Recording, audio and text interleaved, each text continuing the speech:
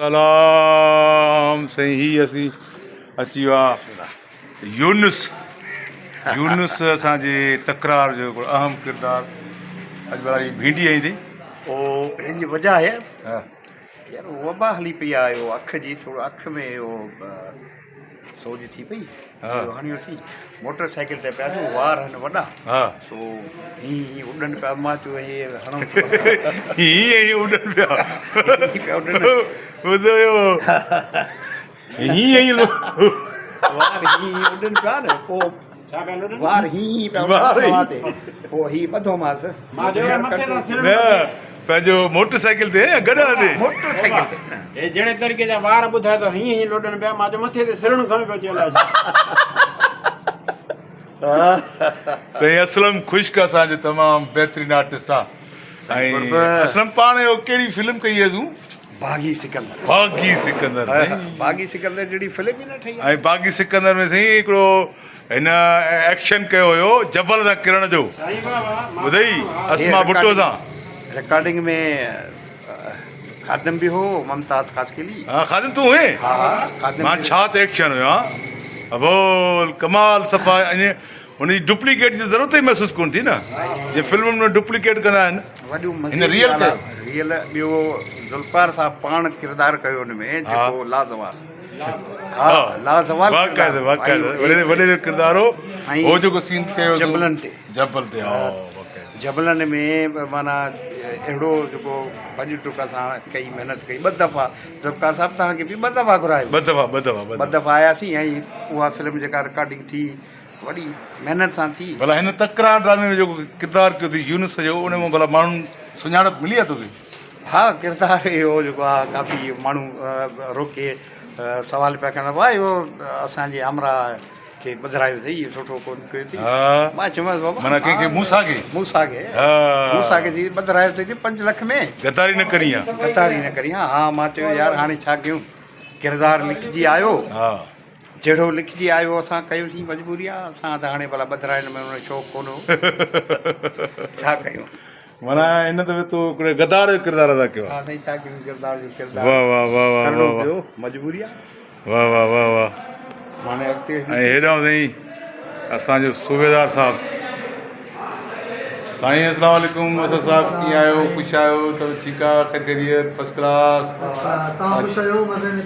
साईं बाक़ाइदा ठहो था पिया हा वरी कंहिंखे कीअं हो माना ख़तरनाक सीन करण वारा बाबा अॼु तव्हां सां सीन हुया जी जी मूंखे अखियूं ॾेखारी अथव छा न इहे मोहबत वारी अखियूं हुयूं वरी पाण वेठे कोन हुआसीं बिल्कुलु बिल्कुलु ॿियो ख़ैर आहे ख़ुशि आहियो त बि ठीकु आहे सो असांजे काफ़ी संगत जेको आहे सो अची वई आहे बहितरीनु माहौल आहे बसि रिकॉर्डिंग क़रीब थियण वारी आहे इहा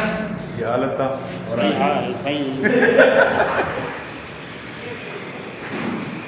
मंज़ूर आकाश तयारु पियो थिए मंज़ूर आकाश सफ़ा फ्रेश थिए पियो मोदो ऐं हे असांजो असलम बि तयारु थो थिए असलम मां बसि तयारु आहियां हा बसि सफ़ा तुंहिंजी बि सीना आहे हा तुंहिंजी सीना आहे सीन आहिनि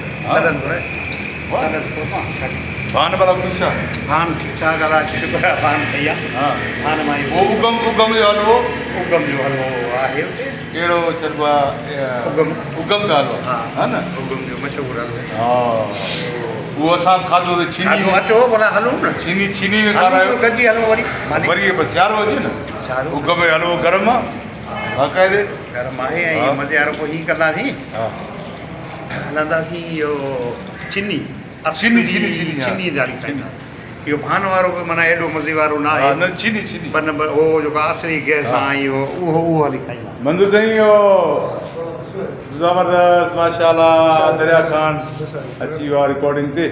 ऐं कीअं पिया महसूसु कयो फर्स्ट क्लास साईं माशाल्लाह ज़बरदस्त रिकॉर्डिंग पई थी हले ऐं असांजे हिन तकरार में नई कास्ट अचे पई बि दरिया खान ऐं जो